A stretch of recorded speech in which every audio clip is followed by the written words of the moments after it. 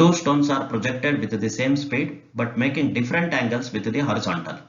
Their ranges are equal. If the angle of projection of one is pi by 3 and its maximum height is y1, then the maximum height of the other will be.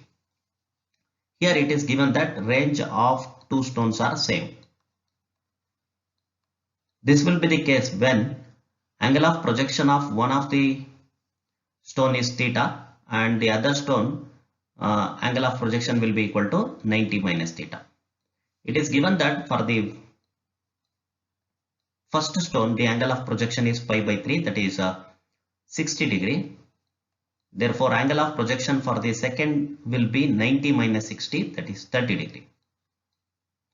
Now it is given that the maximum height of the first stone, maximum height attained by the first stone is equal to y1, and we have been asked to calculate what is the maximum height attained by the second stone. So we know that the height attained by the projectile is given by u square sine square theta divided by 2g. That is, height is directly proportional to sine square theta. Since u and g are same for both the stones, therefore we have y1 divided by y2 is equal to sine square theta 1 divided by sine square theta 2. So sine square theta 1 is sine 60 degree whole to the power 2, which is going to be 3 by 4. Sine square theta 2, that is sine 30 degree whole square, which is equal to 1 by 4. Solving this we get 3 by 1. Therefore y2 is equal to y1 by 3. Option D is the right choice. A ball thrown by one player reaches the other in 2 seconds. The maximum height attained by the ball above the point of projection will be about. It is given that time of flight is equal to 2 seconds. The formula for time of flight is 2u sin theta by g. Now simplifying, we get u sin theta is equal to g. The value of g is equal to 10 meter per second. The height attained by the projectile is given by u square sin square theta divided by 2g.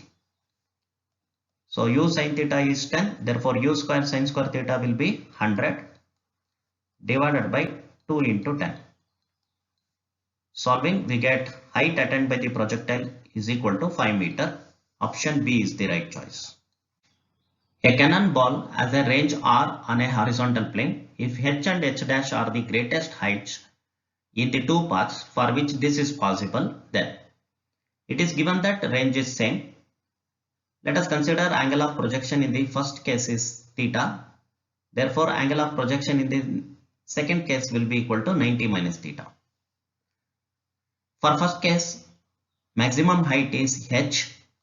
It is given by formula u square sin square theta divided by 2g. For the second case, maximum height is given as h dash. It is equal to u square sin square 90 minus theta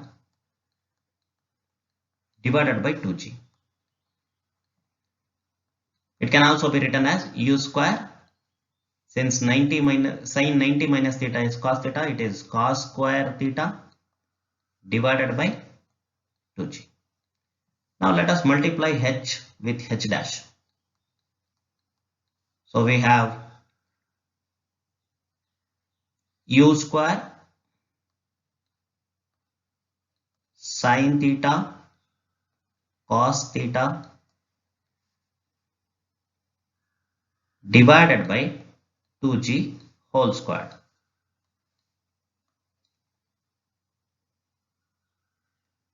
Now we know that range of the projectile is given by 2u square sin theta cos theta divided by g. For this to convert into r, we must multiply and divide it by 4.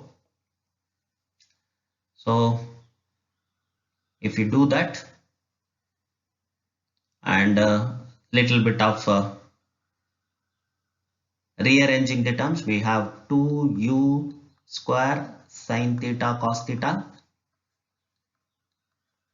divided by g whole squared. This 2 is taken out, hence it is 1 by 4.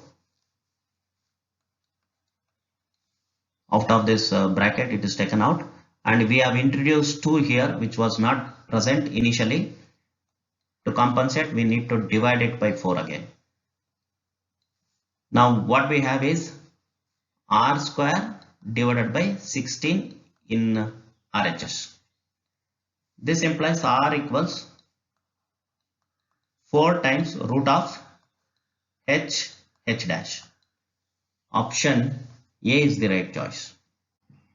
The equation of the trajectory of an oblique projectile is y is equal to root 3x minus half gx squared. Here x and y are in meter and g is in meter per second squared. The angle of projection is the standard equation relating horizontal displacement and vertical displacement of a projectile is given by y equals x tan theta minus half gx squared divided by u square cos square theta. Comparing this standard equation with the given equation, we have tan theta equals root 3. That means angle of projection is equal to tan inverse of root 3, which is equal to 60 degree. So option D is the right choice, but we can also find the initial velocity of projection. That is by comparing the standard equation with the given equation, we have u square cos square theta, which is equal to 1, or it implies u cos theta equals 1, which is equal to u cos 60 degree equals 1. Simplifying, we get u is equal to 2 meter per second. I just solved this because in the main examination you may be asked to calculate initial speed also, but in this question it is asked to find angle of projection only, hence option D is the right choice. A body is projected at a time t equals 0 from a certain point on a planet's surface with a certain velocity at a certain angle with the planet's surface, which is assumed to be horizontal. The horizontal and vertical displacements x and y in meter respectively vary with time t in seconds, as x equals 10 root 3 t and y equals 10 t minus t squared. Then the maximum height attained by the body is, here the horizontal position of the particle is given as 10 root 3 t. Differentiating this with respect to time, we get horizontal velocity, which is going to be 10 root 3 meter per second, which is independent of time. The vertical position of the particle is given as 10 t minus t squared. Differentiating this with respect to time, we get vertical velocity, which is equal to 10 minus 2t, which is going to depend on time. Now at maximum height, the vertical velocity will be equal to 0. Solving this, we get time t equals 5 seconds. That means at 5 seconds the body attains highest point. So at 5 seconds, what will be the vertical position of the body will give us H max. So substituting, we have H max equals 10 into 5 minus 5 squared, which is equal to 25 meter. Option D is the right choice. The velocity at the maximum height of a projectile is half of its velocity of projection u. Its range on the horizontal plane is. At the highest point, the speed of the projectile is given by u cos theta, since it is having only horizontal component at the highest point. And in the numerical, it is given equal to u by 2.